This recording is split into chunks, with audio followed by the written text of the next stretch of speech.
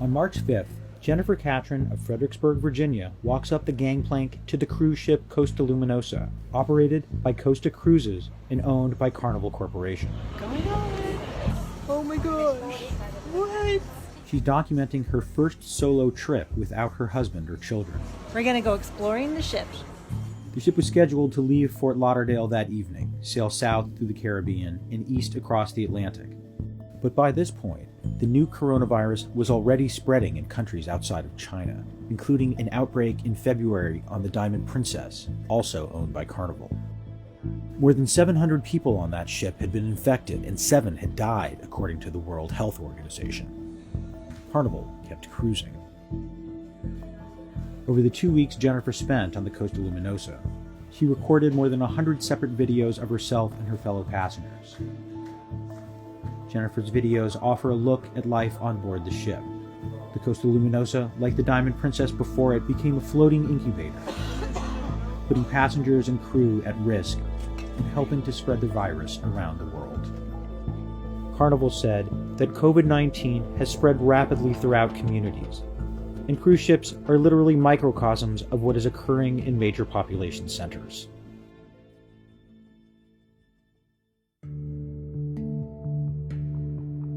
The story of the Costa Luminosa begins on February 29th.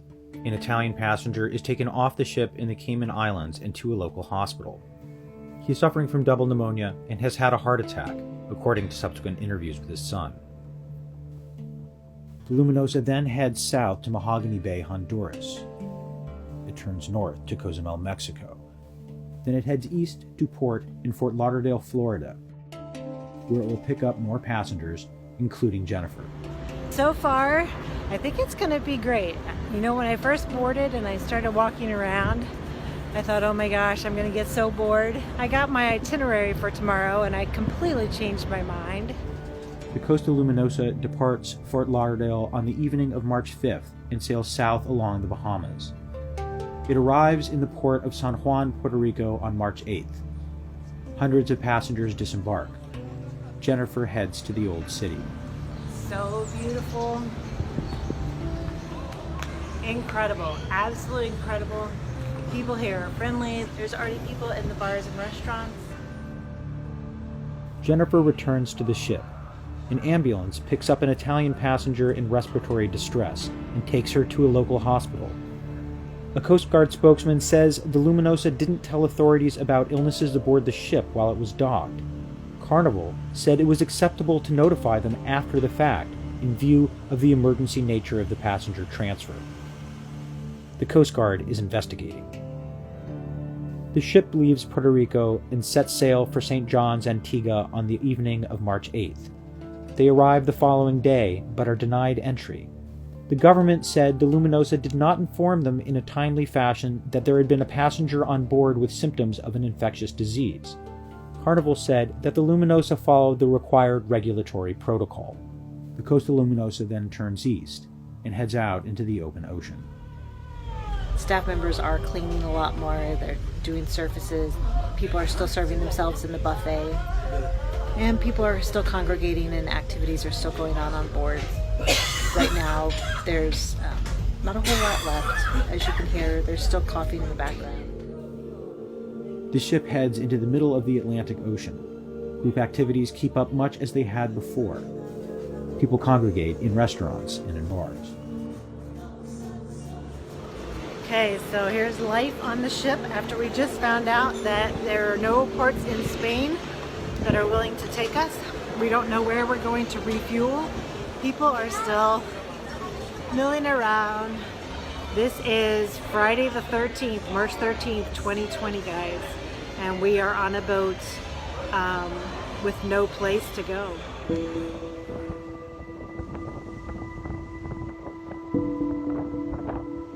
I am seeing this situation deteriorate hour by hour. We're not quite at a minute by minute deterioration at this point. The party continues. In the early morning hours on Saturday the 14th, passengers gather for a sing-along. Jennifer discovers some bad news.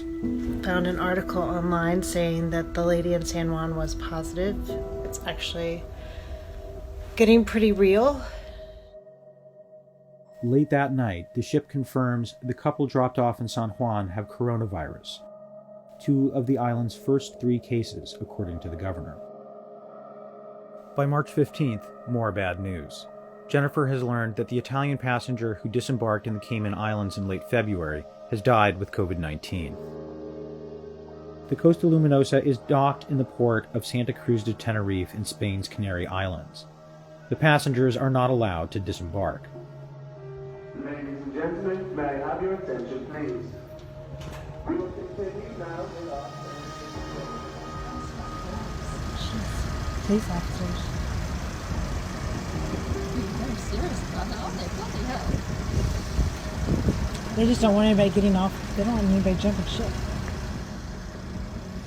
Jeez, man, these... 3 sick passengers and their travel companions leave the ship to seek medical care. On the evening of the 15th, the ship announces that passengers are to return to their rooms. By the morning of March 16th, all restaurants are closed. May I have your attention, please? In regards to the passengers who disembarked in Tenerife, we have no further updates on their condition, and again we will update you as soon as is possible. Last night I woke up at 2 o'clock and I thought it was 2 p.m. I have no windows in here. There's nothing. It's literally the size of a closet. The bed takes up the entire room. I'm having a hard time allaying my doubts and my fears to try and trust the people that are in charge. It is March 19th, and the Costa Luminosa arrives at the port of Marseille. The French government has given the ship permission to dock. Please strictly follow our instructions that you have received regarding your disembarkation. Our teams are working around the clock in a situation which is evolving very rapidly. The French government has given the ship permission to dock, and more than 700 passengers prepare to disembark. Italian passengers remain on board until the ship reaches its final destination in Italy. Jennifer and others wait for hours in buses on the dock. Multiple passengers report there is little or nothing to eat. After nightfall, they are escorted by police cars to the airport to catch a plane chartered to take them to Atlanta. The plane takes off after midnight. Several passengers interviewed by the Journal witness others collapsing, though it's not clear if it's from illness or exhaustion. Jennifer helps tend to the sick. The plane lands in Atlanta early on the morning of March 20th. Passengers without fevers are allowed to walk into the airport and to connecting flights. Jennifer collapses in the airport. She gets to a hotel to quarantine. So, I ended up in the emergency room last night, or yesterday morning after at the airport. I guess the doctor said it was just pure exhaustion from not having slept or from not having food for so long. So hopefully we'll go home soon. Jennifer Catron returned home on April 1st. She was never tested for coronavirus. She's since joined a class action lawsuit against Costa Cruises. Carnival says it cannot confirm how many people on board the Luminosa have since died with COVID-19. But passengers have been crowdsourcing their own unofficial tally through a Facebook group. So far, they've counted 15 dead.